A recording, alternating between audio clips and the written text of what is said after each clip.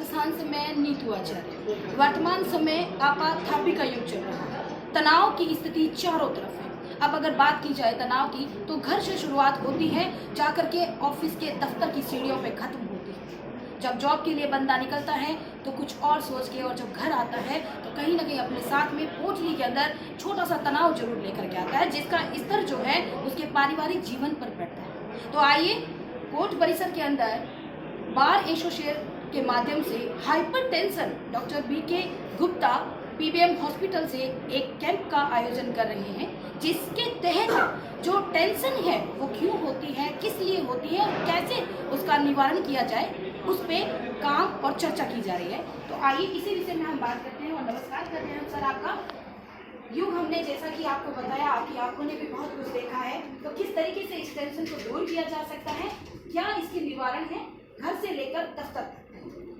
मेरा सोचना ये है कि सबसे पहले अगर तनाव को रोकना है तो इच्छाओं का कंट्रोल में होना बहुत ज़्यादा जरूरी है जी क्योंकि जो आदमी की इच्छाएं बढ़ती जाती हैं, अपेक्षाएं बढ़ती जाती हैं, तो उसका तनाव बढ़ता है। जी सर। और निश्चित तौर पे बड़ी सही बात कही थी अभी जो पहले बोल रहे थे, उन्होंने कहा था कि अगर जो प्रभु ने जो आपके जीवन में नियत किया है, जो तय किया है, अगर हम ये विश्वास करके चलें कि हमारा काम केवल कर्म करना है और फल उस ऊपर वाले ने देना है, तो मेरे ख्याल में तनाव की काफ़ी मात्रा कम की जा सकती है। और अधिकतर तनाव इन्हीं कारणों से होता है और यही बीमारियों की जड़ है। तो मेरा मानना ये है कि यदि हम अपनी इच्छाएं, अपेक्षाएं उनके ऊपर नियंत्रण रखेंगे तो भविष्य में होने वाली किसी भी प्रकार की तकलीफ से अच्छी प्रकार से जूझ भी पाएंगे और उसका निवारण भी कर पाएंगे। आइए हम बातचीत करते हैं बीकानेर के ही जाने माने वकील साहब अनिल जी पुरोहित जी से, अजय कुमार जी सर से। हम ये जानना चाहेंगे कि किस तरीके से युग एक अलग दिशा की तरफ जा रहा है। सोशल मीडिया हावी है, हाइपरटेंशन हावी है, तो कैसे सोशल मीडिया के थ्रू इसको दूर किया जा सकता है? देखिए, आज का युग है जो आर्थिक युग है, बिल्कुल सर। और इसके अंदर हर आदमी इसी व्यवस्था में जुटा है कि मैं कैसे अधिक से अधिक अर्जन करूं। जी तो इस अधिक अर्जन के चक्कर में ही हम बीपी को लेकर के चल रहे हैं। जी कारण ये है कि हर आदमी की ज़रूरतें बढ़ रही हैं, जी उसके साधन उसको ढूंढने पड़ रहे हैं। उन साधनों की कमी के कारण ही हम बीपी को बढ़ा रहे हैं। सबसे पहले हम अपनी इच्छाओं को मारना होगा, इच्छाओं पर कंट्रोल करना होगा, इच्छाओं का दमन करना होगा। जैसे हमने साहब ने कहा, तभी हम इस कंट्रोल कर पाएंगे। इच्छाओं को मारने के लिए, उनको कंट्रोल करने के लिए कहीं ना कहीं धार्मिक दृष्टिकोण पर अगर हम बात करें तो बहुत ज़्यादा मायने रखता है। अगर हम योग की बात करें तो वो भी बहुत मायने रखते हैं। तो आइए हम बात करते हैं डॉक्टर पाल किशन जी गुप्ता जी से।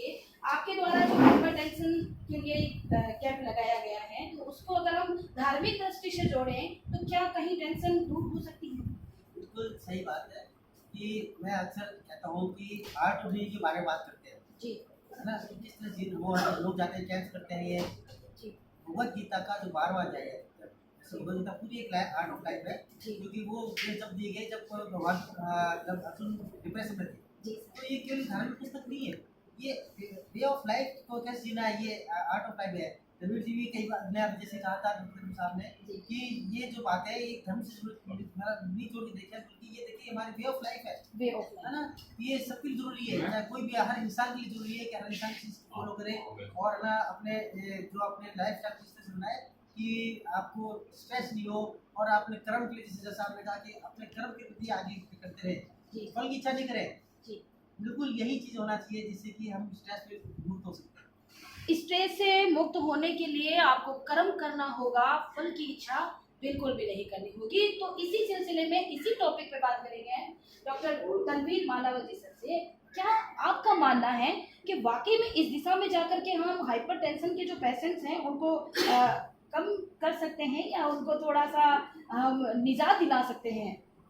प्रतिष्ठा और मान सम्मान के पैरामीटर बदल गए जी, उनके पैरामीटर को अगर हम वास्तविक स्थिति पे ले आए, जी, जैसे यहाँ अभी एक विचार पैदा हुआ है जी, और उस विचार के तहत प्रतिष्ठा का मान सम्मान, मतलब आपके पास कितनी संपत्ति है, आपके पास कैसी गाड़ी है, ये सब बदल कर मानवीय मूल्यों पर जिस दिन हम लेकर आ जाएंगे, उस दिन संभवतः समाज के अंदर एक तनाव है जिंदगी पैदा होगी। और बाकी तो माननीय जज साहब ने भी कहा था, विजय साहब ने, वीरेंद्र शर्मा साहब ने, कि हम लोग कुछ यहाँ मेडिटेशन के और उस तरह के कैंप्स लगाना चाहते हैं।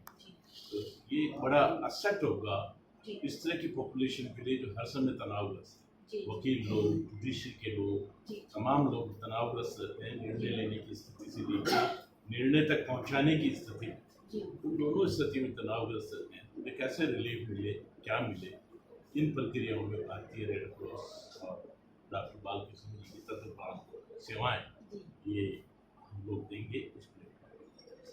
लगातार अपनी सेवाएं देंगे बढ़ते हुए तनाव को दूर करने के लिए और इस टेंशन से निजात पाने के लिए। सर नमस्कार, अब हम बात आपसे करना चाहते हैं। सब चीजों पे हमने बात की, लेकिन आपसे हम जो बात करना चाहते हैं, क्या कोई ऐसा रास्ता है जो आम जनता को जो जिंदगी जो उनकी चल रही है, लाइफस्टाइल जो उनकी चल रही है, उसको कैसे वो कंट्रोल करें जिससे निजात पाया जा सके तनाव पर?